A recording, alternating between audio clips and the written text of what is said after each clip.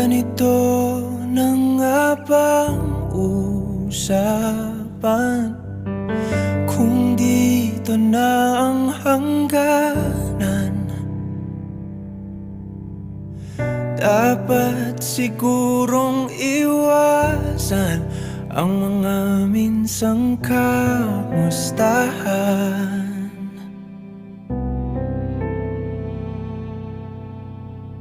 Mga nakasanayan dapat nang kalimutan upang di tayo magkasakitan.